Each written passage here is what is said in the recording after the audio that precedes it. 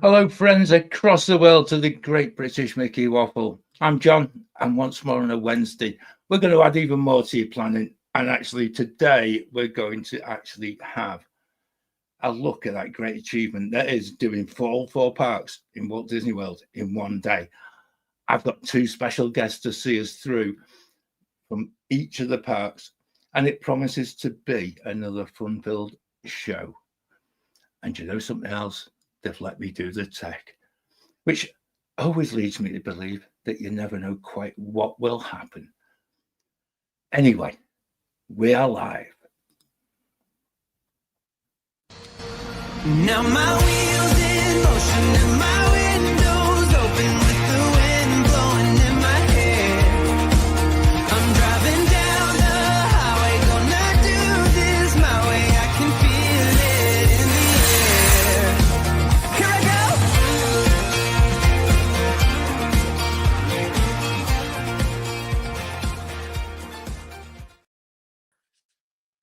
There we go. Hello. Been having nightmares about doing that. Goodness. I got it working straight away. There's still time yet, don't you worry. Now this is a little bit of a difference on a Wednesday, because actually this was one of those moments where I know we said at the end of the show, last Wednesday, that I might be talking to myself because everyone's off doing different things tonight. So with it being, I think, Robin's birthday today, it was Becca's birthday yesterday, they're all off doing gallivanting and doing nice things. Claire's otherwise occupied doing other stuff with Morg. So I thought, what better than actually to do a show with two people who I talk Disney with more often than probably many other people. So from our Great British Mickey Waffle Junior section, we've got Josh. So hi, Josh. Thank you for joining us. From your new elaborate non-student digs, since you've now been kicked out of your student bit. So you're now officially at Nan's house. I am. Look how fancy it is compared to the student living house. I know. And the sound's a little bit better as well, so that's even better. And making his live show debut. Now I think you've been on the podcast, Joe, haven't you? Yeah, I've been on with Josh once before, but not live. Not live. So actually, this is really going to be one of those evenings where you're desperately going to have to not swear, right? So we'll get that clear, get that clear straight away. I've got a post-it note to remember. There you go. Don't swear, or else. And actually, this is one of the wonders of this technology that we're using now. Joe's actually in the same house as I am, but rather than doing the Ben and Becca sharing the screen bit, he knows fine well that he wouldn't get a word in edgeways if he was sat next to me. So, so he's gone in the other room, and actually it makes it really easier because it means we've got three screens. It looks absolutely superb. We've already got loads of people watching on YouTube already, which is good. But I don't know about you. I've ended up tonight. I've got long sleeve tops gone back on. The weather's changed. It's not good. It's gone cold. Absolute miserable. Yeah, it's been really cold. Yeah. Funnily enough, though, from Claire's neck of the woods with Morgan, it's been 28 degrees the last 2 days. It's glorious. Morgan's girlfriend Riley was even complaining about heat stroke last night. So that's how warm it's been down there for them. I feel shortchanged. That's all I'm saying. Coats and trousers up here. Yeah. Yeah. I feel totally shortchanged, I must admit. It's one of those achievements that you actually think, goodness, you talk to your own kids and you're actually on a live show on YouTube. So what we're going to do, I'm going to show everyone tonight, it's not me who over talks, right? It's everybody else. That's the first thing. And also, if you notice, I get distracted rather easily. So you will find there will be times where I'm trying to do something tech-wise and I get myself lost and things like that. So we'll work around it. But anyway, I tell you what, together. We'll get by. It's better than not having a show at all. And that was one prospect that we crossed last Thursday and Friday, that there would be no Wednesday show. I thought, no, we're going to keep the Wednesday tradition and the Wednesday midweek hug, keep that going. And what we'll do is we'll do the news first, then we'll say hello to the people in the chat, and I appreciate you guys joining us. So first off, and this is where you Ron Burgundy moment, and we'll do the news. There we go.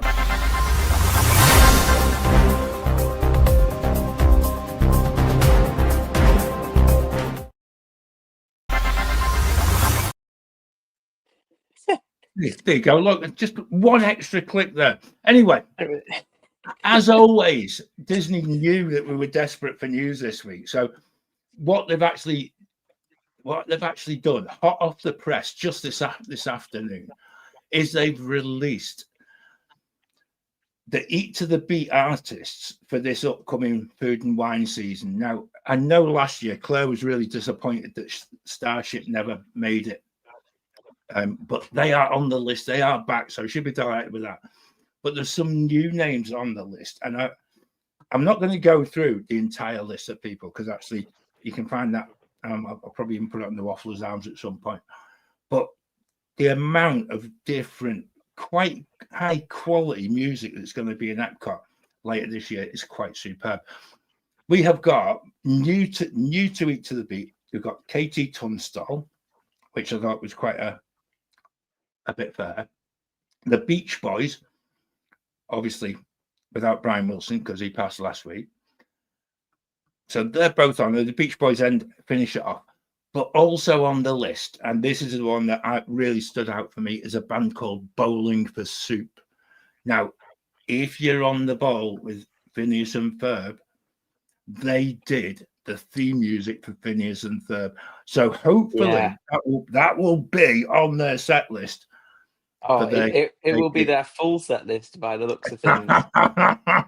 I've been seeing things on TikTok and Instagram. It will open, it will play the middle, and it will close.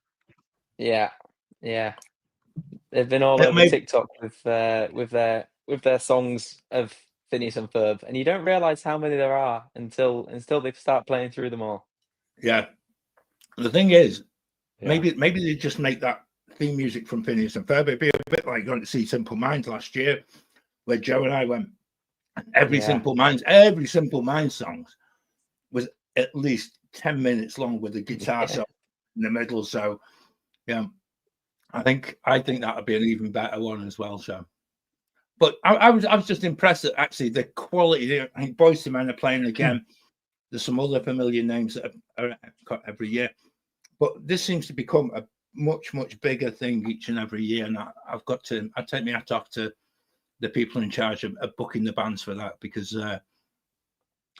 it's quite a nice one when people are in EPCOT. And I know Charlie and Stacey tend to go to quite a few of them and live stream, so you get to hear a little bit about exactly who's playing and things like that. So that was a headline for this week. We've also, staying in EPCOT, Test Track is taking over the world at the moment, and actually it's been amazing to see. I went against my normal bit. I don't know what you guys like, but I tend to avoid watching video of people, and actually people in Universal, cast members at Universal were actually escorted off property for video, and before it actually opened. Doesn't seem to be the same thing at EPCOT. So we've got like videos of every single part of the queue line and the new refreshed Test Track, which opens on the 22nd of July. Did you see the news that came today, though, that the new motorized door that they've put on leading to that happened yesterday. Yeah. And so they've just left They've ended up just leaving it open. Yeah. I just thought somebody else made the comment that the door that was previously there managed 25 years without a malfunction. Yeah. And within 2 days, this door is broken and a car's collided into it. So it sums it up. If it's not broke, don't fix it. Well, that's exactly it. And the problem with that, though, is the fact that it kind of continues that theme of refurbing stuff in Epcot on the cheap, and then having to do it 2 or 3 times so it actually works or it looks better or whatever. Don't get me started. We're not even. I'm not ready for a rant just yet. Just wait till the last thing on the list. I'll tell you that is worth a rant. But they've also announced that if you are there beforehand, so from July the 13th, if you're an annual pass holder, there will be some annual pass holder previews. You need to pre-book it, and you need to, because obviously if you're a pass holder, you need a park reservation, etc. It's all on the Disney website. And not being a pass holder, I didn't click through to check on whether or not any availability. But again, at least they give them annual pass holders a little bit of something back. And then if they've kept the single rider line at Test Track. Yes, it's still there. It's still there, thank goodness. Yeah. Because good. actually without designing your own car, I don't see quite the whole purpose now of queuing up, because it's actually, I think the sooner you can get into a car, the better. So, well, unless they've got a big 10-minute long tribute to Chevrolet in the middle of the queue line. The chances of me buying a Chevrolet car and shipping it back to the UK are extremely remote. So I want to be on the ride and off the ride as soon as. But that whole building the car bit became the attraction, didn't it? Yeah. Within the queue line. So I think taking that away, it's just going to become a 70-minute wait now instead of actually 30 minutes. Then you get to build your car, and then you're excited about then going on the ride and seeing whose car won. Yeah, it kills that next 20 minutes of queue line. Is there no really, building at all now then? It's gone back to the original kind of open plan design that it was originally. And I think when it was World of Motion, and you actually have that ability to just walk into an open part of the building, even in the first version of Test Track, when they had they had all the crash test dummy sort of stuff on view and things like that. Seems to be a little bit easier on the eye and a little bit less sort of cramped and a little bit less rammed in. But again, it's still going to load at the same pace, isn't it? So yeah. But we'll wait and see. Yeah. I'm looking forward to it. One thing they have changed is actually the Lightning Lane multi-pass. Now, again, admittedly being tight and never buying Lightning Lane multi-passes unless it's, that complete dire straits. But they put Test Track into tier 1, but moved Soaring into tier 2. Oh. Now, I actually think that will mean that Soaring will now regain a bigger queue, because I really do believe that with Soaring now dropping into tier 2, you'll get a lot of Lightning Lane people wanting to actually go on Soaring. It very much dropped back to those days when we had Fast Pass and you used to be able to do, let's say, Test Track, Soaring and Living with the Land, whereas or Spaceship Earth or something like that. And the queues were obviously long then. Since Test Track closed, Soaring's queue actually went down. But I think that might be the reason why. And that was probably because a lot of people wouldn't pay for a Lightning Lane and waste it on Soaring. But now I think they'd probably take it up. If you get on Test Track or Guardians, you'd probably be. I was going to say, though, I think it'd be interesting to see, the effect it'll have on Guardians and Ratatouille, for example. I think now that Test Track's back open, as we discussed last summer, I think it takes in a lot of people. So it'd be interesting to see how that then affects the rest of the park, I think. Yeah, I think it will. Absolutely. Which one of those? So assuming you only had one of those that you've just mentioned, Josh, Guardians, Test Track, or what was the other one you said? Ratatouille. Which one are you using? Which one are you using your tier 1 on? Guardians. Has to be. Exactly. Wait, that's the only one that doesn't have single rider? Yeah, I actually think the decision is made for you by the fact that Test Track still has a single rider line. Yeah. So does I think had Test Track not had a single rider line, I think it then becomes a bit more of a toss of the coin. I'd agree. But I don't think. And you're right, Joe. Yeah, the whole addition of the single rider into Ratatouille as well. And as much as it adds the additional loading for the ride. Which, by the way, I would like to say I gave a GB Mickey Waffle exclusive of last summer. You did when they put the signs in, but they actually hadn't even announced. They hadn't even announced that they were going to open the ride. Yeah. So yeah, there you go. That's what happens when you get to go in the parks all the time. It is.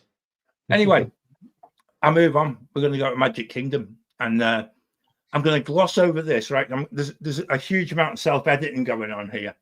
So this week, Hall of Presidents reopened in Magic Kingdom.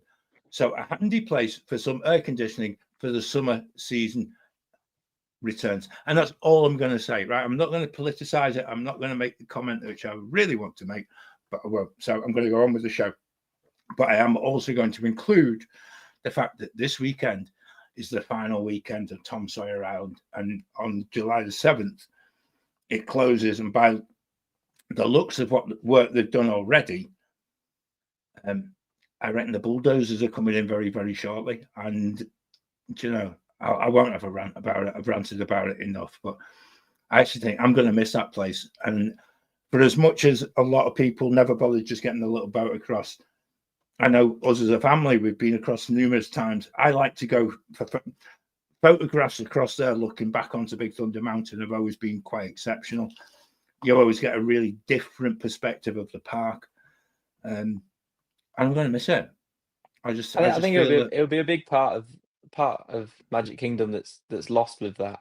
Yeah. How it looks, they've got to put a big job in to get it looking at least decent and not just a concrete jungle on that side. See, I'm not an advocate for what they're going to do, but from the new concept art that came out a couple of weeks ago, it shouldn't look an awful lot different from the Haunted Mansion sort of area. I think that river is staying to a certain extent. Yeah. So actually walking down towards Splash Mountain sort of area, I think it should look something like it does now. But then it's obviously beyond that will be. But we're not allowed to call it Splash Mountain anymore either. Which is another thing that annoys me as well. But hey, that's another thing anyway. So that wraps up the news. I'm just going to quick shout out. We've got loads of people joining us in the chat. If you're in the chat, as some people already have done already, which is brilliant because I really like this. And that's the whole point of what we do this on a Wednesday. We want you to be part of the show. Yeah, I'm not quite as quick as Ben is at clicking your name on the screen, but do forgive me. I'll get there eventually. But what I would say is what we're about to talk about, you might have your own view on. And so be part of it. Don't just go with what we're saying. I know that these guys have done a bit of homework on this. They've done a lot more homework on it than I have. And I actually feel that that's where, by talking about 4 parks in a day, get your thinking caps on. Once I've done who's in the chat, we'll move on to tonight's proper chat as well. So a big quick hello. Here we go. So we've got Jacob, who was in first, which is good, but quickly followed, as always, on a Wednesday by Heather. Hello to you both. We've got Wendy. We've got Karen. And hello, Karen. It's always good to see you back watching the show as well. And we actually had the great fortune of meeting Karen in London when we actually did the Disney 100 thing as well. Neil is in the chat as well, who was my first port of call, I hasten to add, for coming on and chatting about all things Disney tonight. But Katie reminded him, and then he remembered he hadn't replied to me text. So I forgive him for that. Don't you worry. That's all right. We get to a certain age, Neil. I can't remember what I did yesterday. So it's it's an awful, age is an awful thing. Sean, good to have you on board as well. Thanks for joining us, mate. From not too far away from where we are, because you're just in Geordie land and things like that. So I think we've got Wendy. And Wendy was actually really polite, because Wendy actually came in and said happy birthday to Becca and to Robin. So thank you for that. I shall pass your well wishes on, and I'm pretty sure when they watch the show tomorrow or maybe later in the week,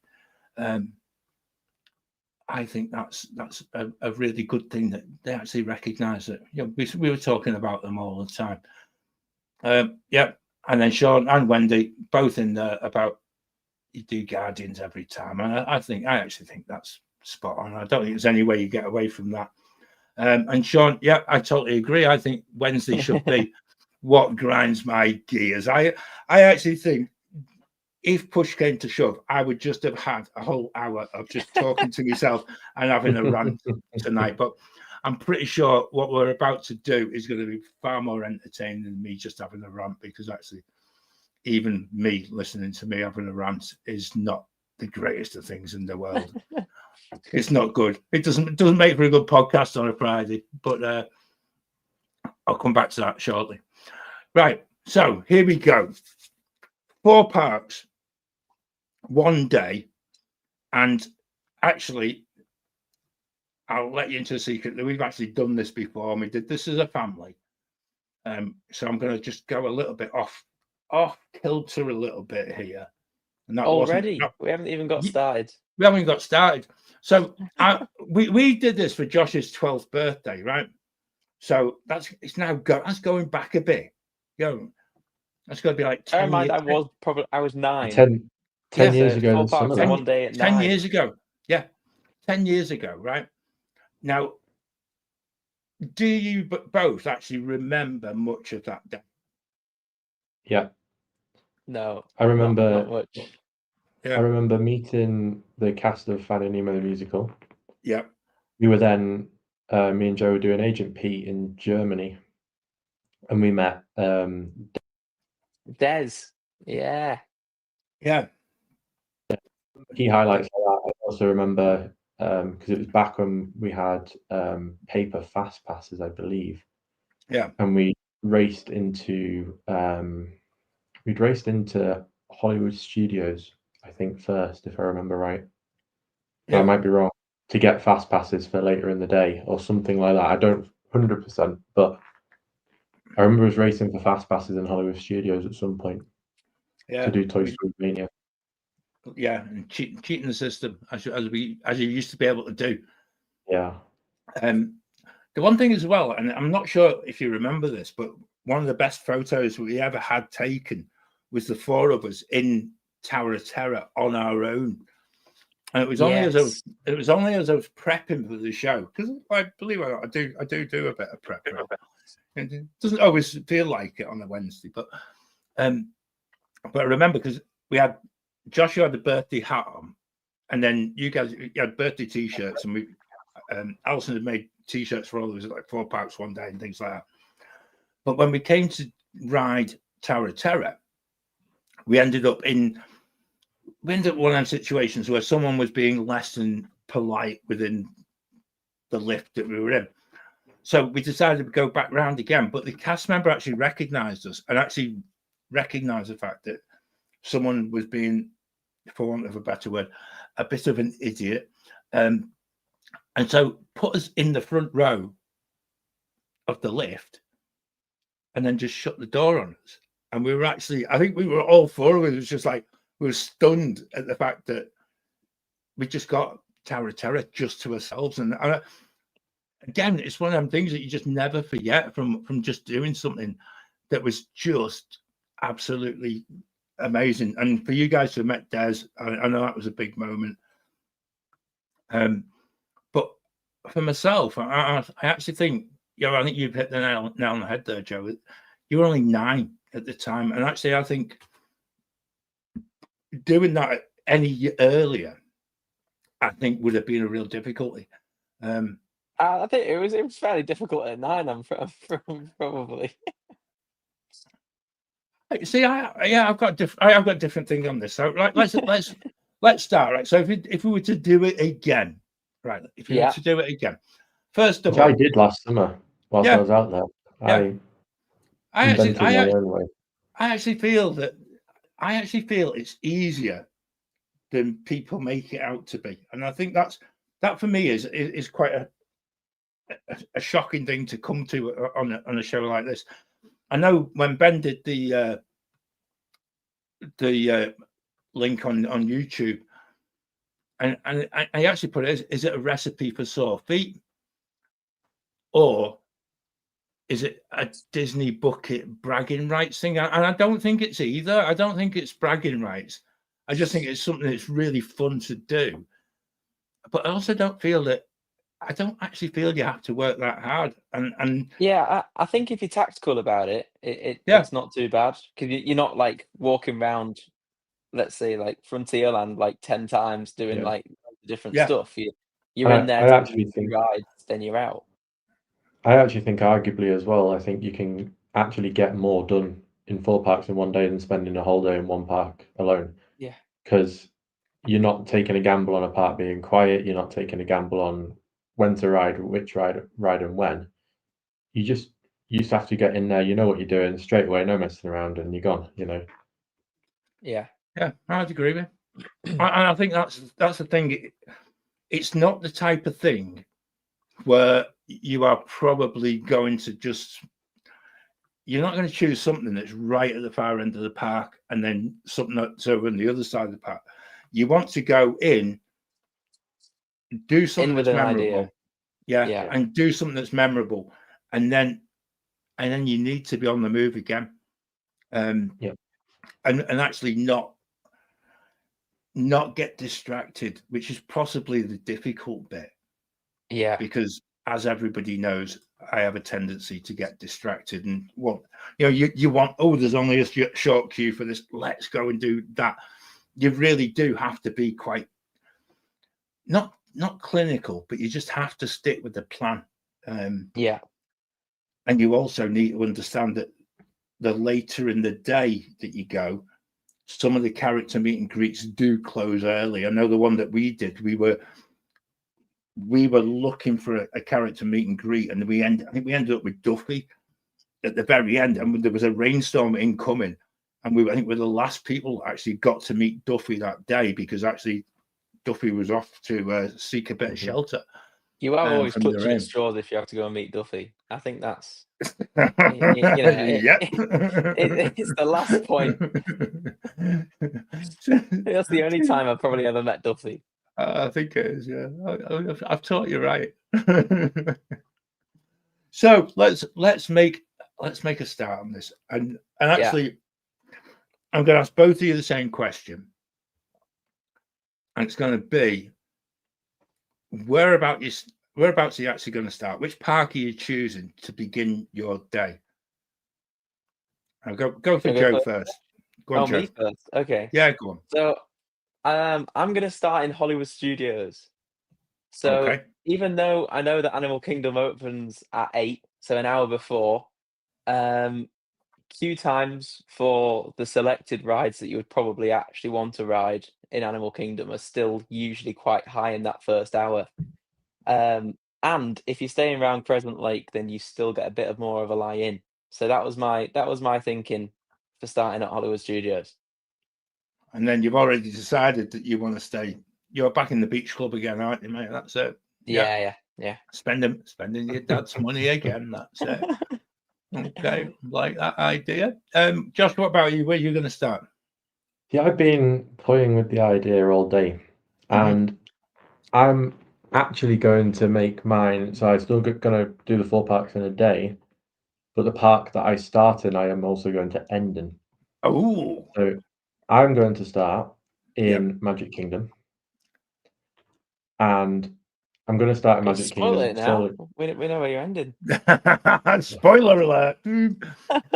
I'm starting in Magic Kingdom solely for the purpose that if I'm driving, I'm going to get the front of the parking lot and not right at the back of the parking lot, so it saves any trouble at the end of the day.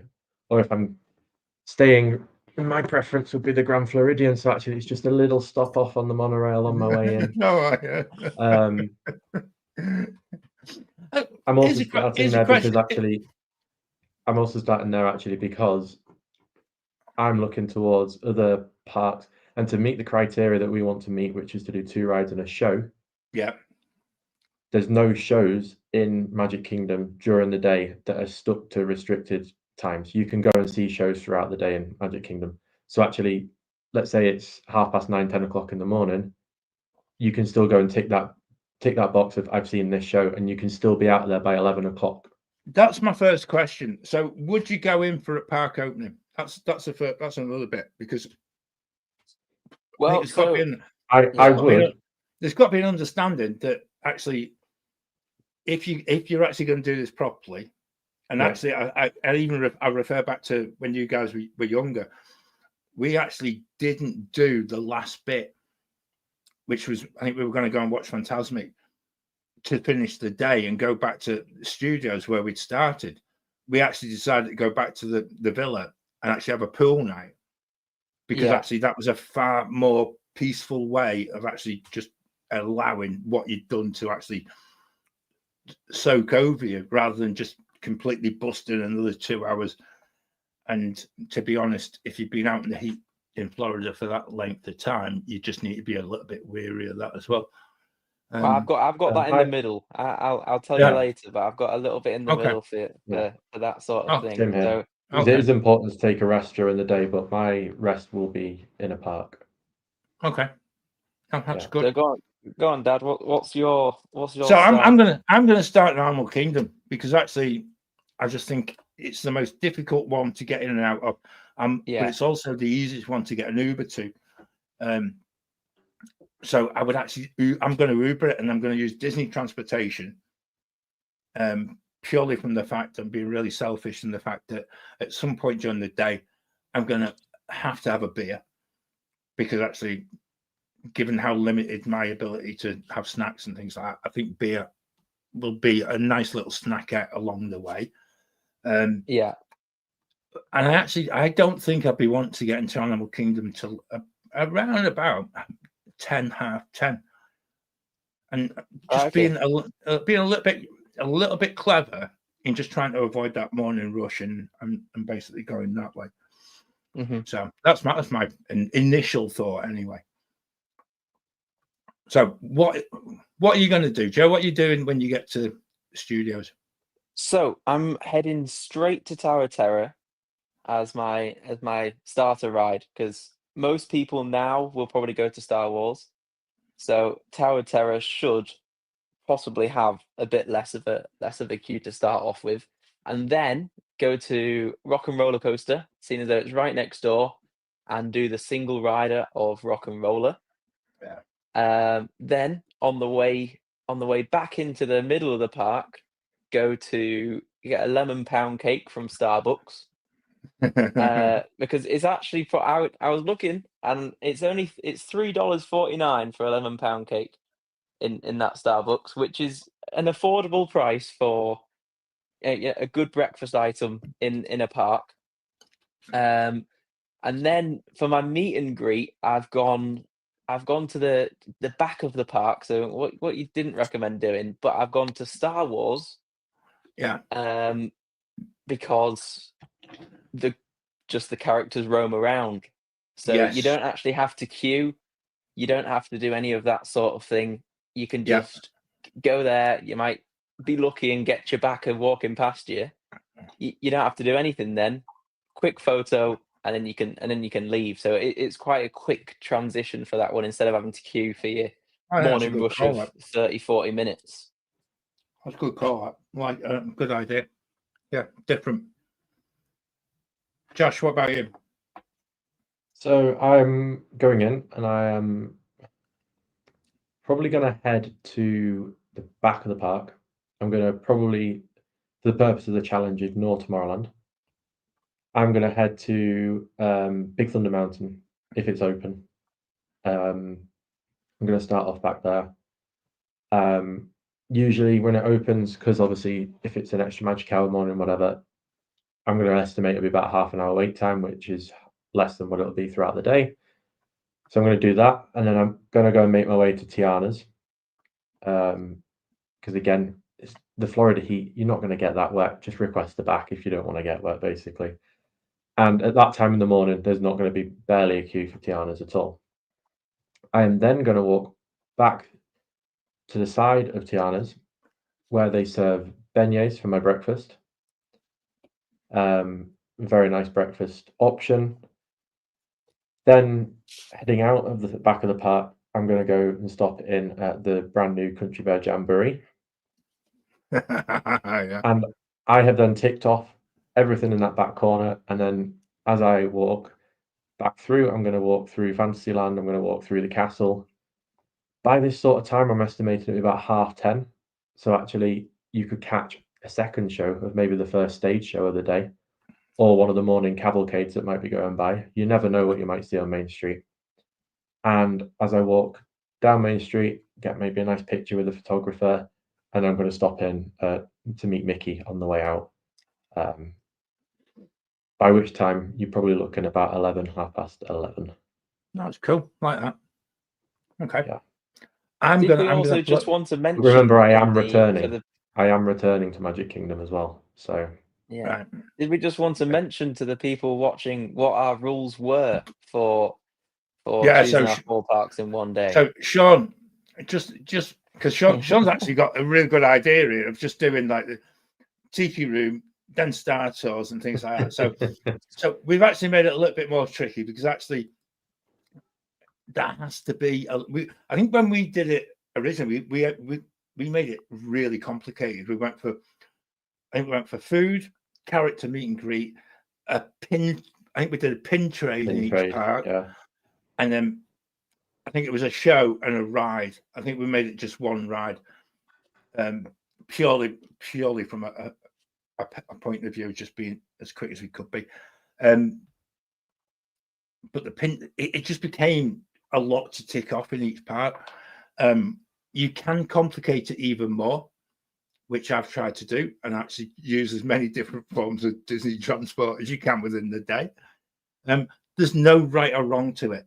And so you can make it just a dip into each park and say, oh, there you go, I've done it. Or you can actually just make it something that, at the weekend I watched Resort TV One were doing this exact thing as a live vlog over the weekend. And it was very good. Not perhaps how we would have done it, but hey, that's the whole thing about doing live stuff on YouTube, isn't it? Because and in a way, it's what you want to get out of it. And if you want a bit of fun, you want to make it something that's memorable. And this is one of those things that it actually sticks with you. It's one of them brilliant things. So very quickly, I'm going to Animal Kingdom to begin with. All right, so I get dropped off on you, but I'm going to go into Animal Kingdom. I'm going to get Everest done on the single rider line. From there, I'm going to chance my arm. And I'm going to try and do Flight of Passage purely because it's Flight of Passage, right? If the queue's too long, I will have to have a plan in reserve to go and just probably do the Navi River journey just because it's right next to it. And I will be stopping for a cinnamon roll at the Starbucks simply because it's a really nice Mickey cinnamon roll and it hits the spot first thing in the morning. And you know exactly where we're going for a show because actually we'll get the first Nemo show of the day and you just tan up perfectly at 11 a.m. You're out there for 5:30.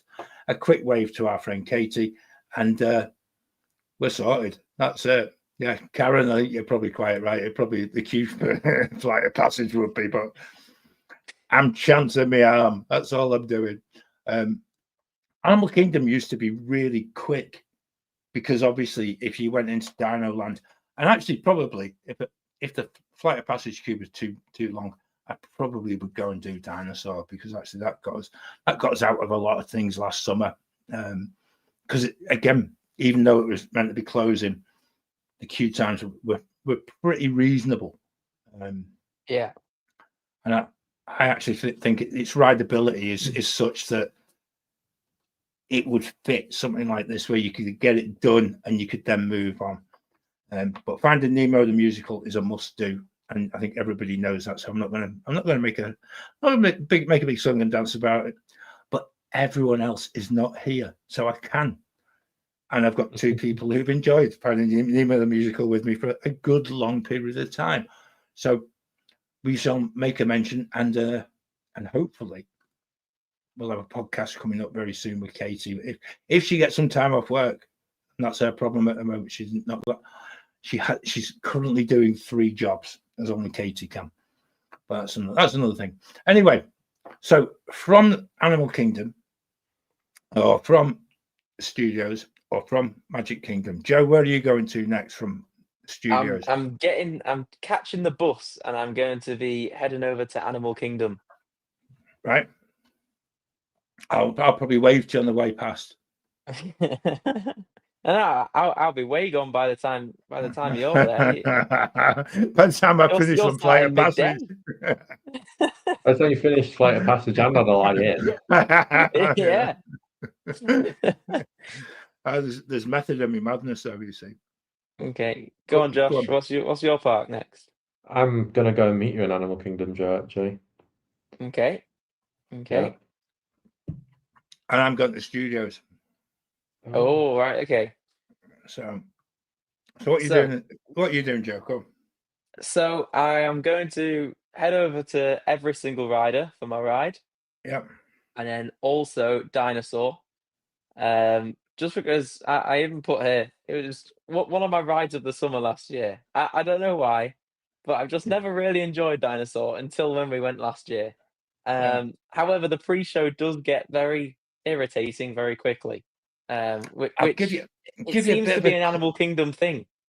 Yeah, but it used to be a Disney thing, and this, for people in the chat who probably remember the first version of Test Track, the film before the original Test Track was nigh on exactly the same, only swapped out for a dinosaur theme as opposed, and it was just like it probably could have even been the same actors that were in both films, and they just got different outfit on, and it was just like when you're there and you're like, come on, hurry it along. Yeah. A bit like you do with Dinosaur now, when you're just willing that door to open. Yeah. Especially if it's 5-minute queue. Prizing the door open yourself. Or if you're quick, you can sprint. Yeah. And get from one side to the other before that door shuts. You feel proud of yourself when that happens. I used to just do a quick flash of the blue ID and just go, look, I've got to get to work. Just let me through. Yeah. So yeah, after that, Nemo for me is going to be the show, but it'll either be the 11 o'clock one if I've managed to get Studios done in time, which I don't think you might be there at the same time as me then. Yeah, but I'm going for the 12 o'clock one. So that will probably be in the middle of the two sides here. So obviously those are my 2 rides. Should get them done pretty quickly. Then for my snack, I'm going to walk over to Avatar, and I'm going to go for the cheeseburger steam pods from the Satui Canteen, which are on the kids menu. So you get two like little pod-looking things. I tell you what, you've gone cheap on the food for the first 2 parts of the day, right? But you've sold me out on the hotel, but you're saving money now. So I like that. Good. So we're here good portion size, because obviously it's 1. So if there's 2 of you, you can even share the 2 if you don't want to have too much at this point. It's fairly expensive. It's like, I think it's $8.50, but you get crisps with it, and it comes on a nice little plate as well. And then for my meet and greet, I've gone for Doug and Russ. I missed them out from my Animal Kingdom. That was the one I was going to go to. Is that the one you've gone for? Yeah. So that's my option. If Baloo isn't there, because I'm not sure if he still possibly comes out from time to time. It's very hit and miss on a very short, like not very much at all anymore. But that was one that I was like, I'll sneak it in there if I can. But yeah, they're probably my that's my Animal Kingdom done for you. No, that's a good one. I've got to say, this is really interesting, because in the chat, Neil's come up with something actually I think is really pertinent to the whole thing of this, and that's the fact that when you do it, is actually to make sure that you set the rules yourself, because actually that's probably the best way of actually doing it. They did a photo with Mickey and Minnie in each park outfit, a rider show, a snack. and a photo with each park icon. Yeah, don't get me started on that one, Neil. I'll end up with another rant like I did a few weeks ago. You know, Hollywood Studios needs a park icon. I got sidetracked on Twitter over the weekend with somebody called Grant Seeker, which I thought was very dinosaur based as well, about the fact that bring the hat back. But that's another show completely. I like that, Joe. I think that fits nicely. Josh, what are you doing? So I'm going into Animal Kingdom. I'm hoping to arrive about 11:30, so I'm probably going to go in for the same showing of Nemo as Joe at 12 o'clock. If I miss the 12 o'clock, there's one at 1 o'clock before they take their lunch break, so we're all good. I too would also go and ride Dinosaur, but I'm going to look into the non-too-distant future where we don't have Dinosaur. So I'm going to watch Nemo, then walk around and do Single Rider Everest, and then going to head to the back of the park, and I'm going to do Kilimanjaro Safari, and which by midday, as long as there's no elephants out on the track or giraffes in the way, you should be on a decent enough wait time. I'm then going to walk back through the Birdland area, and I'm going to hope that in the hope that I meet Kevin doing a walk around the park. I thought you were going to say in the hope that you didn't meet any birds, because I know how much you love being around sort of feathered birds, and and when we used to do birds in flight, of just how much that really you just felt completely in control of yourself for the entire show. Yeah, and then I'm gonna give this a swerve for 4 parks in a day. I don't. You were legging it out of that. You were legging it out of that place simply because you don't like birds. But hey, that's your choice. You're of an age now where you make your own decisions. You can't blame it on your mum and dad anymore, which is good. So now I'm going to meet Kevin anyway. Yeah. He strolls the park throughout the day, so it's a pretty common sighting. Much to Morg's disbelief, I'm sure, I'm going to avoid Thai bus for my snack. And instead, I'm going to go for the relaxed ambience of the Nomad Lounge. There you go. You can tell your age now, can't you? That's it. I'm going to sit with a nice cocktail in one hand, and I'm going to have the chicken satay skewers. So just a light little snack, nothing too major. I'm going to avoid this is a tip for everyone, avoid the hot dogs from the fast food stands around Animal Kingdom. Is that from insider knowledge of where the hot dogs? Not at all. No. Just a general comment. Okay. Wink, wink. Yeah. So that would conclude my trip to Animal Kingdom. I've done a nice little small loop round. There you go. That's nice. That.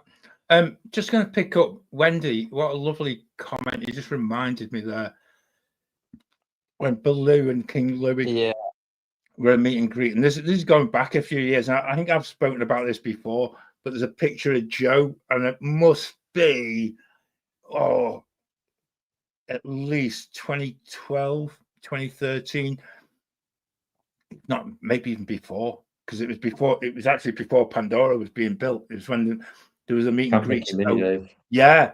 And I think Baloo was just tickling you to death. And you was just like, you were crumpled in a heap on the floor. It's just one of them moments, just the giggles were just so much that it becomes one of those little magic moments that you actually remember.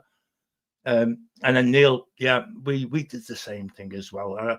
I know there's people in the chat who don't like, and there's people on the show, not mentioning Claire in any way, shape, or form, who don't like matching T-shirts, but we actually had individual T-shirts for the day as well, and it actually added so much to it. Apart from the fact that both the boys had, it's my birthday, because obviously in Disney terms, if it's birthday time, back in those days, people treated you differently. Hannah, I'm totally with you. Bring back the parade, because it was, even looking back on it now, you don't actually understand. And Josh, you're probably really sort of on point about this as well. As much as we talked about EPCOT's afternoon parade in the past, looking at Animal Kingdom and looking at trying to put Land Rovers and parade vehicles through that park whilst you're actually on an outdoor vending stand, you probably would end up beginning to wonder where the space for a parade actually came from. Yeah, I think that certainly something that I'm probably more aware of now than I was before. You think about when the parade used to happen. It's not so much an issue in Magic Kingdom. There's still walkways accessible, things like that. Whereas in Animal Kingdom, the whole park was basically on lockdown. Yeah. Between probably an hour before the parade and then half an hour after the parade.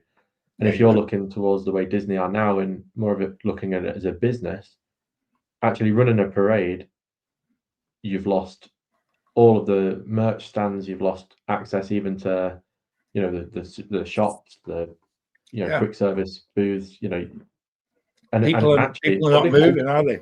And looking back on it, it probably halted a lot of people who weren't bothered about the parade, but were just trying to get from one place to another. I'm not really sure how back in those times you could have got through. As much as I do miss the parade personally as well, but I think what the one thing that they do a tiny bit now, but they could definitely make it into a parade type thing, is actually on the lake, because they have like the drummers and stuff like that go across across the lake a couple of times a day and stuff like that, and they've obviously got that seating as well that goes down, so people who actually want to watch. See, this is an interesting one though. I'd read the other day about people on Twitter and things like that saying about how it's such an underused space, and actually in 2025 we still have Animal Kingdom shutting at 6 o'clock in the middle of summer. I think as I say, and I learned this last summer, and I think Disney should be shouting this from the rooftops really, is that over the course of since the pandemic, Disney have not only been accredited with a greater level of animal care certificate. So they're currently, I don't remember the exact name of it, but they're currently basically one of the top zoos in the entire of America. And they're also bound to keep that title. They're bound to give a greater level of care to the animals. And actually, since COVID, that title being given to them, if they do not shut at 6 o'clock, that title will be stripped away from them. And I think they view that title to be more beneficial to the company than keeping that park open later. I shared this on a show quite a while ago, and John Self was actually watching the show, and actually, because he does quite a lot park-based, and certainly looks at Busch Gardens and goes to SeaWorld, etc. And actually, he actually pulled me on it and said, actually, that's kind of an overstated thing. They can still open later as long as they have that care for the animals that is of that standard that they have now. I think it's a really important one. But when you look at that, if you were to give that care to the animals, you'd have to shut the safari still at 6 o'clock. Yeah. And Animal Kingdom in its current state with Dino Land being gone. And then you're also going to shut Africa at the back of the park. You can't operate a full theme park for 3 hours with only Everest and Pandora open. It's not sustainable. Get them in the queue for flight. And with it opening earlier though as well, that hour earlier in the morning kind of gives at least a longer park day in general as well. I think once Dino Land's being reconstructed into the South America idea that they've got coming, I think once that is being done, I think you then start to have a park that it evolves around, with Africa just in the corner. I think you can have a park that's in existence without Africa, whereas currently I think Africa is a massive part of that park. Probably actually half of the park basically at the minute, and if you can't have that open due to the duty of care for the animals, I don't think it's sustainable to open the park at all. I agree. Right, I'm going to take so where are you heading? I'm going to Hollywood Studios. So from Animal Kingdom, I'm going to have to get the bus. Which inevitably takes way too long for my liking. So that'll just give me something to complain about. We're going to go to the studios. I'm going to go and do Tower of Terror, irrespective of how long the queue is, because I have to do Tower of Terror. It's a non-negotiable. I would do Rock and Roller in the single rider line. However, I would be looking at my Disney experience just to see how long the queue was for Rise of the Resistance. Now, I've actually been writing our last trip report day from the studios, and I'd forgotten just how much detail is in the whole of that area, and just how much, actually, even though I'm not a great Star Wars fan, the actual detail within the whole of Galaxy's Edge is just quite incredible. And it actually is one of those places that I'm really looking forward to actually just immersing myself again, and even just to walk through, because even that transition between Toy Story Land, and I know I brought you guys silly about it, but the very fact you can go from Toy Story Land, where you've got the noise that's coming from Slinky Dog, and yet you walk through that kind of curved walled area, and you're then into Galaxy's Edge, you've no sound bleed. It's as if there's a wall that goes up forever, and it's absolutely incredible to be part of. But Tower of Terror is a no-brainer. What I would do for me snack, I would have to go to the Baseline Tap House and have the charcuterie board and a beer, because actually by this time it's time for a beer. But the charcuterie board in there is just beautiful, and actually that's one of the things from last year that I really enjoyed eating. And then the show, I'm going to cheat a little bit. And this again, Josh, this is something you introduced us to last year. And it's such a missed little nugget within the studios, and loads of people don't see it. Loads of people are not aware of it, but it's the little Mickey and Minnie Theatre showing the and it's got those Mickey Mouse seats in it as well.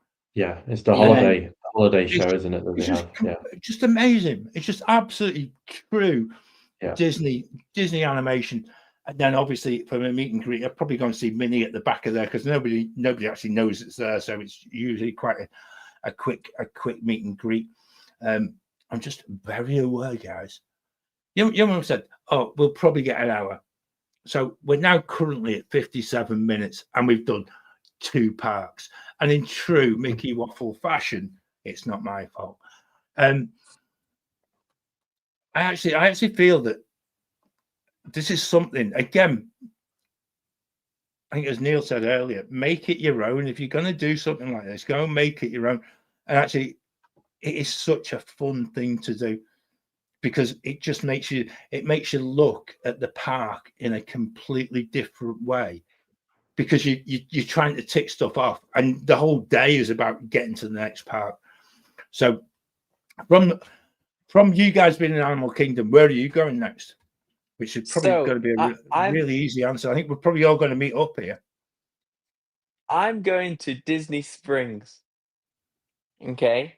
All right. So for my nice little break, I'm going to sit in my air-conned bus to Disney Springs. I get there, okay, and then just to slow down a bit and have an actual sort of meal for the day, I'm going to go to Blaze, okay, for my make-your-own pizza at Blaze. Okay. So I think this is a good option to go for, because it's $12 for a full pizza. Yeah. And you can't really, in most of the parks, you can't really get a meal like that for that price and that quality. So I'm going to take a little break, go to Disney Springs, and then from Springs, I'm going to Magic Kingdom. Oh, yeah. Okay. So in Magic Kingdom, I'm going to get in there for the 3 o'clock parade, hopefully. What time's I might just miss that. Then I'm going to go to Tomorrowland for my 2 rides. So I'm going to get onto Speedway and People Mover. Okay, and then also do the Carousel of Progress as my show. This is Magic Kingdom for me is going to be a quick in and out, really, which might be a little bit controversial. So yeah, quick in and out of there, and then possibly Barnstormer if we're lucky. And then go across to the Aloha aisle for the Dole Whip, which I think's got to be done no matter what, which is $5.99. So that's quite expensive for the day, but it's worth it at the price. But if you don't, a good thing to note is if you don't like pineapples, then you can go to the Sunshine Tree Terrace and get there's strawberry and orange options there as well. So definitely keep that one in mind.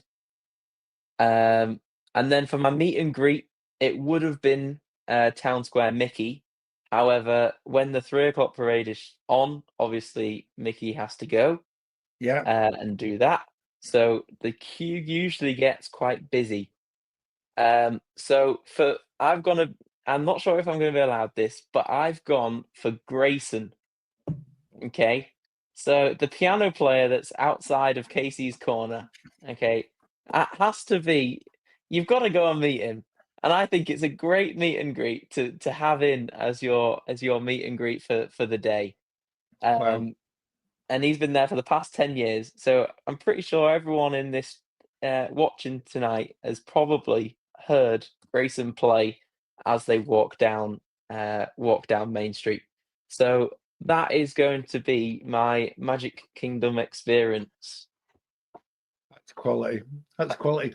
And this is the fun of doing this. Karen, thank you for your lovely comment. That it is really nice as well, and also the fact that bargain seeking kids. I'm quite proud of that. And then, but Neil then does correct me on the fact, or is it being tight? Yeah, thanks, Neil. If I paid for the beach club, we need to be saving the pennies. Heather's picked up as well. That price of the pizza at Blaze is actually quite something. Yeah, and the fact that you can make it to your own sort of specification, irrespective of what your food needs are as well, and they do include a base that's gluten-free as well, which I think I likened it a little bit to going to Subway. There's a whole raft of questions, but it actually you get exactly what you want, and I actually that was one of a really, really good meal that as well. So I think it's worth taking the time out of a park as well to actually go and get that. Okay. Because you feel like you're getting a proper meal from it as well, rather than going down that route of just trying to scoff your face with anything. So you should have been on the charcuterie board with me in the studio. You'd be fine. That's going to see me through the rest of the day. Yeah, I did put a special mention to the loaded fries at Casey's Corner. That was because they are definitely incredible with the pulled pork on the top. Oh. Yeah. See, this is great. Neil's on your case here, Joe, as well. He's seeing if there's free refills before ordinary Coke. The thing is now, Neil, he's now of an age where it's now a case that it's not Coke that he's ordering, and unfortunately, if you go into the pub, it's not a free. If there's beer. A free refill on the beer, I'll take that. Josh, where are you going next? I'm going to EPCOT. Yeah. And I'm looking at it being about 2 o'clock in the afternoon. So I'm going to do Spaceship Earth as soon as I arrive. Yeah. I am then going to make my way onto World Showcase. And this is where my chill out time comes. I'm going to have a little saunter around Showcase, nothing too extreme. I'm going to have a Schaffenhofer in Germany. I'm going to continue walking around and just see what you find, because you just never know. I'm then going to use my meet and greet as the Voices of Liberty in the America Pavilion. That's quality. However, my I'm show really isn't impressed. Both of you have really thought about this. I'm really impressed about that. My show is not going to be the American Adventure, however. Yeah. I'm going to watch the Voices of Liberty. I'm then going to stop in at the UK, and that is where I'm actually going to have my dinner for the evening.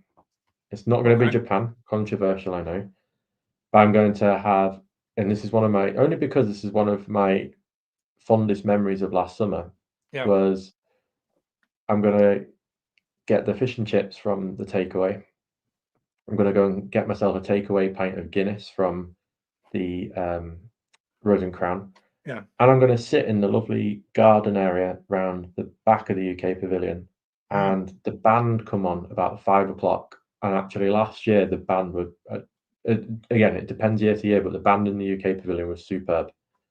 And I remember we sat on when we did it a couple of times. We sat on the benches, and we sat on the floor, just taking it in.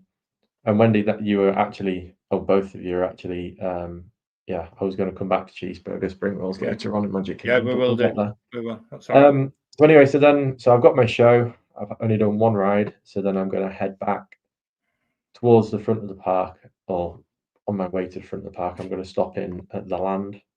I'm around this sort of time. It's going to be, about 5:30ish. I'm going to go and have a quick look at what the soaring wait time is. Anything above 20 minutes, probably not going to. However, my choice, soaring or not, would always be to go and do Living with the Land as well. Again, keeping that really nice, relaxed, slow theme to the time in Epcot. And then make my way towards France to get the Skyliner. And that's a transition to my next. Yeah. Now, this is quite intriguing because I actually feel that, amongst us all, there is that ability to actually take the pace out of the day. And I know I say this an awful lot, but I think it's really important because actually it doesn't matter how old you are, that if you go in and just ticking stuff off, or you just go in and just basically fulfilling what your My Disney Experience plans are for the day, you're actually missing a whole lot of really good stuff that's actually within each and every park. And again, if you're listening to us for the first time and you actually want a little bit of advice about what your next trip should be, and it would be exactly what these two guys have just said. It's just like plan for a little bit of downtime, a little bit of time where you just soak it up, because you spend so much time during the year working, you go on holiday, and then you're suddenly in this sort of regimented and this desire to go at like full pelt, and yet you don't need to. And even doing 4 parks in one day, you don't need to do it at that level of speed, and you don't need to do it at that level of basically just, it doesn't have to be just full on. Find time. I'm really, I know it sounds really strange, but you've actually got that whole mantra. And I think that's such a lovely thing to actually know that will be passed down forever, which is quite a thought. I'm going to Epcot next, and I really had to think about this, and you'll find out why I chose Epcot in this slot when I get to my end of day. I very probably, if I'm coming from the studios, I would probably get a friendship boat just to save me legs, and actually just to soak up that entry into that part of the park as well, because it is special and it is still one of the most favorite places that you don't get the whole Epcot Spaceship Earth ball experience as you're coming in, but actually it is such a serene area. And so giving Joe a wave at his hotel that he's paying for on the way past might be quite a good one. And I'd get me a little snack out of the way quite quickly, and I'd probably just go to the France Pavilion. I'd go to the Boulangerie and get something in there. I probably would avoid the Rose and Crown, but actually I know fine well I probably would go the Rose and Crown as well as getting a glass of champagne in France, and then going for a strongbow in the Rose and Crown. But hey, you've got to wash it down with something. Yeah, that's the reason I didn't bring the car. I'm probably, and this is the bit where you got choices here. You can either take your time and go and have a saunter around World Showcase, and it doesn't matter how slow you ever want to go. My idea of doing World Showcase can be at various paces. You can either do a lap of World Showcase, or you can go and explore all the pavilions. I probably would just head round to Morocco and just go and meet Jasmine and Aladdin, because at the back of the pavilion it usually is quite a short queue. I thought your suggestion of Voice of Liberty, Josh, was quite an inspired one. I think that's I think anybody's listening to this on Friday on the podcast, that is one of the hints and tips. We did mention it in the start of the month podcast, which I haven't plugged yet, but it's probably just a moment to do it, and it'll save us doing it at the end of the show. So if I find a nice little tick here, because what we did manage to do is take us around World Showcase a little bit more. And what we did the American Pavilion, we went to Japan, and we went to Morocco. But again, for everybody watching in the US, it was very much a little bit of a nod towards Independence Day, which I think is on Friday, isn't it? So have a wonderful weekend in America, because actually you guys it's going to be a proper Independence weekend. And I think it's one of those podcasts that I know that it takes a little bit of listening to, because we keep throwing loads and loads of information. But it just shows how much is in Epcot. And probably for me, I would probably put my headphones in and I'd have to walk around in the order in which we've done the pavilions, but just picking up on some of the detail that we've actually given throughout the whole series through this year. And again, if you want a little bit more information about that, go and check us out on the socials, because actually you will find loads and loads more stuff. But you'll find the other shows that we talk about at Epcot as well. I don't know. It's just it came from something that I did last year with Claire, as part of Married to a Disney Addict and their podcast, where we did a troll round the UK pavilion, and you guys, you both were under the premise, I'll just be an hour. And I think it was about 2.5 hours later, Claire and I. It was long. Yeah. It was just one of them. It's just like, you don't realize until you start looking and until you start digging into some of these pavilions within Epcot, just how good the Imagineering is. And that's why it's been such a delight to do that show.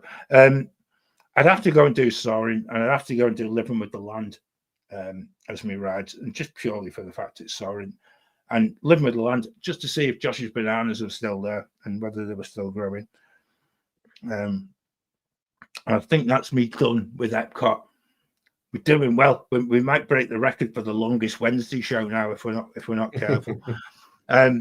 So last show of the day, and this is a bit. It's just like there's no right or wrong to this. I really struggled by not choosing Epcot last, because normally I would always choose Epcot last. Joe, where are you going? So I'm getting the monorail from Magic Kingdom across to Epcot for the finale of the day. So for me, the feeling of walking around World Showcase, especially when either the sun's going down or it's gone, and then you've got the fire that what do you call them? The big spires that have the fire coming out the top. Yeah. They're like seeing them as you're walking around Showcase. There isn't a better feeling. So that's my finale, and it's a good relaxing end to the day. You've got, you can just have a little walk around World Showcase and drop in for a beer where you like, if you can drink it. So yeah, and then my two rides, I would go for Ratatouille single rider, and Test Track single rider. So both single riders, so you can probably get them done pretty quickly. So for snack wise, as we've already had the main snack of the day as the pizza, we don't actually need too much to eat for the evening. So I've gone for the pulled pork, sweet and sour, pineapple chutney mini dole burger that I got during the Food and Wine Festival last year, which was just absolutely incredible. It doesn't sound great, and it's a very long title, so they should probably shorten it. But just it do it is on mobile ordering. It cuts out all that trying to make yourself understood. trying to explain it. But it's a really nice option. It's a small like slider burger. It's fairly expensive at $6 for what you get. However, it's a nice end. And I did work out that in total for the day, the spending of food for me would only be at $36, which I think for a full day's food is very good. Yeah, So you're justifying spending £400 on a hotel room for the night. But I'll let see, you off with that. Bear that in mind. Bear that in mind for next time, eh? So for my meet and greet, I was going to go for Baymax, then I was going to go for Joy, and then I realised that none of them have even shown up in the parks for the past few years due to changing due to round the and everything changes. like that. Yeah. Which is, I think, is a really big shame, seeing as though they were one of my best meet and greets, I think, anyway, especially Baymax. I remember me, Josh, and then Reese's two kids of Reese and Katie. Reese and Katie. We went with them as well, and it was just an amazing experience to see them. So I've actually gone, and we're going to be heading to the Communicore Hall to finally go and see Mickey and Friends there.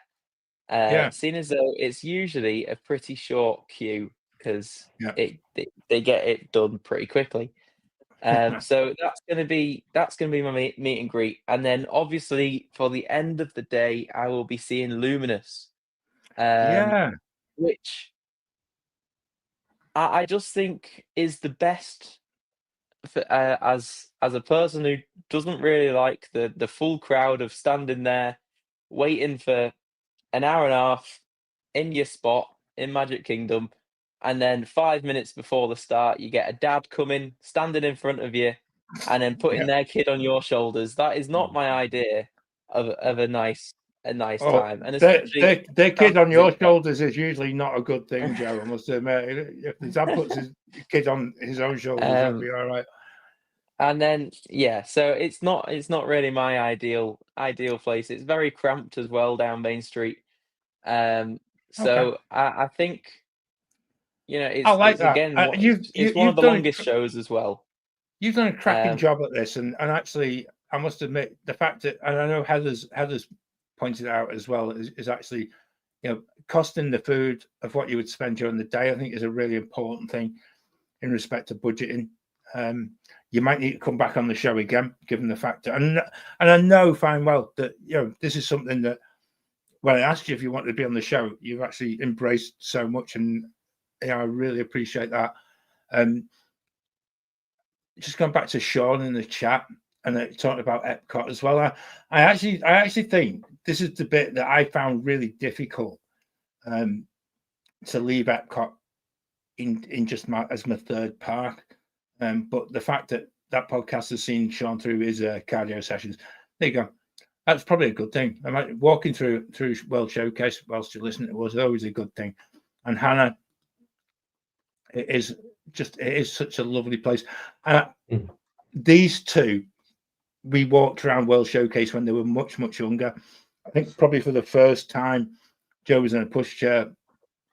Probably it did feel like that longest walk ever. I think we tended to, whichever way the sun was shining, it used to be either you'd be looking at getting a bit of sun on your face and the front of your legs, or if it was the other way around, you feel the sun burn on the back of your legs. So it definitely did take that little bit longer as well. Josh, where are you going? I know you've got a little twist at the end here as well. So okay, so I'm heading on the Skyliner across to Hollywood Studios.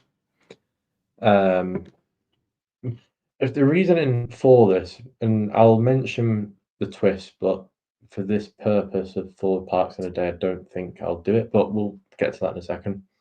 For the purpose of the fact that I last summer so when I finished work at about 5, 6 o'clock, I found the studios around that sort of time to be probably one of the best parks on Disney property as far as calmness and actually relaxation out of all 4 parks. And I think it stems from the Fantasmic has varying show times. You know, it can be 8, half 8, 9, half 9, any of them. But actually, 2 hours before Fantasmic starts showing, everyone starts to go and gather around the whole complex at the back there. So actually, the whole park starts to quieten down. And I would get into the park about 6:30 on average, and I would walk up Sunset Boulevard, and at the top there would be Mickey and Minnie's Runaway Railway. And I never saw that attraction to be over half an hour queue my whole summer out there last year.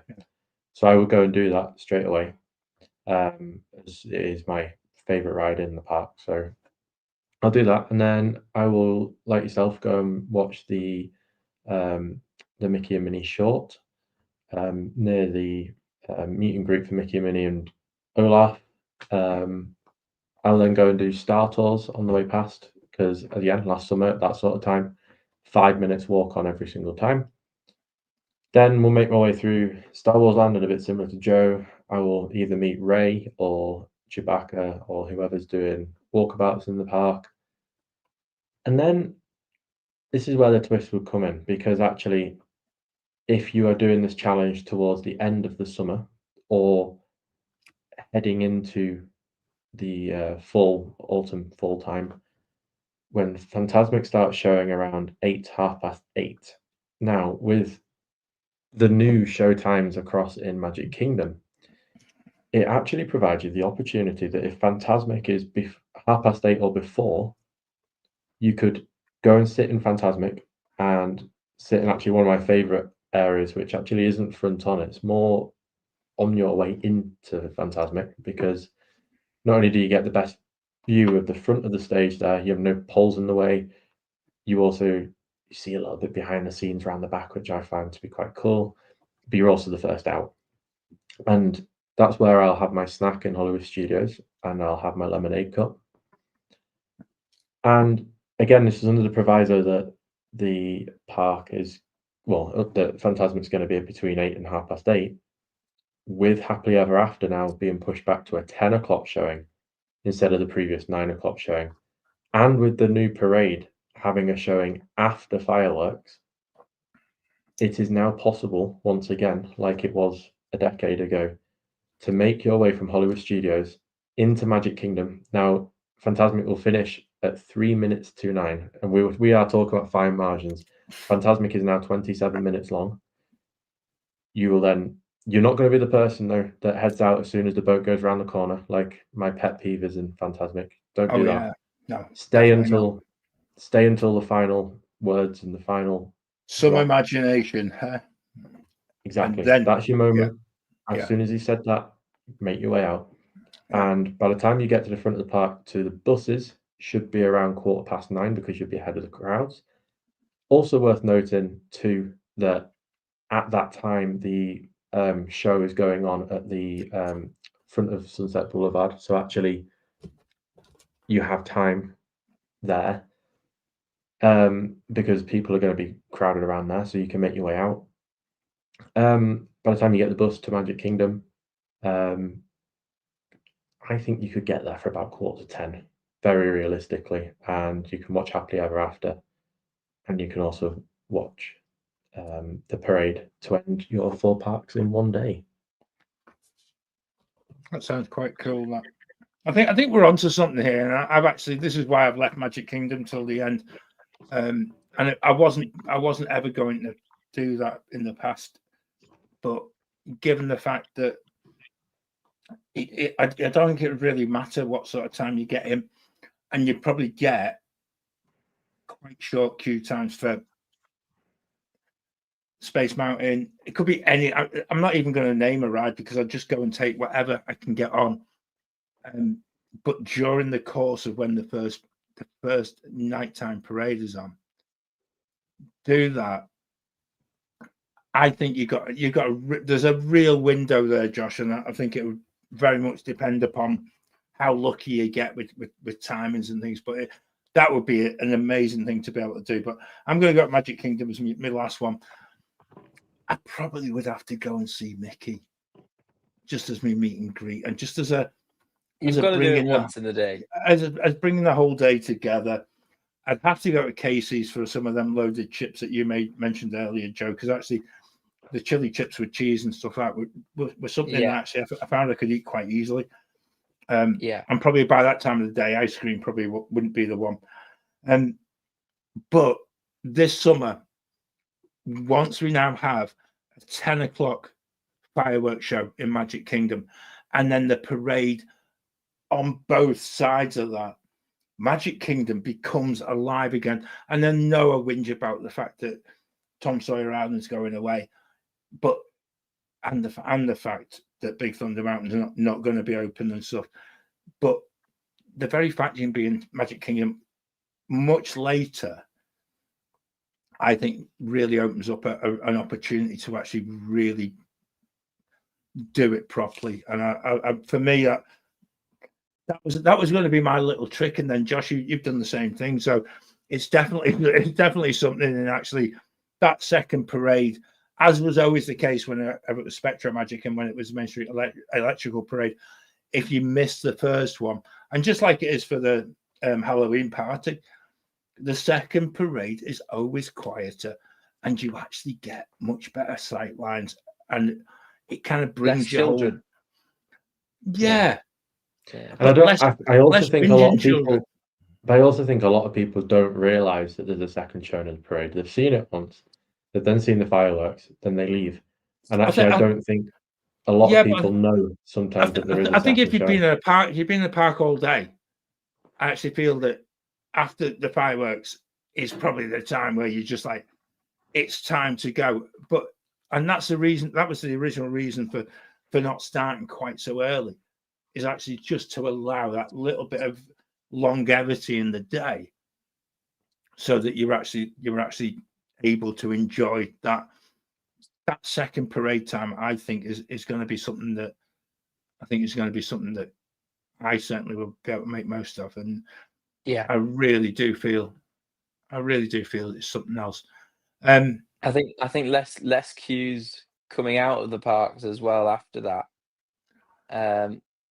Especially to get your Uber or whatever. Yeah, and also you guys have put up with me forever going on about that exit to Magic Kingdom after a crammed firework show into a crammed experience on the monorail, and you're just thinking, how long have you actually spent enjoying today? And it's just like, it's just one of them. It's just one of them things. That's one of the main reasons why I picked Epcot to end with. Yeah, because it just becomes an absolute manic rush to try and get out, and then it's not worth it. But if you can get the resort monorail, or if you can walk to your resort, like Josh will be able to do if he's staying over there. Yeah, there you go. If he's paying, we're sleeping on his floor, Joe. That's about it. It makes it a lot easier to get in and out, I think. Yeah, it does. And Joe, something that is, I can't believe how long this show's gone for, and we could go on forever and ever and ever, because it is such a fun thing to do. I know, Josh, your laptop is about to die.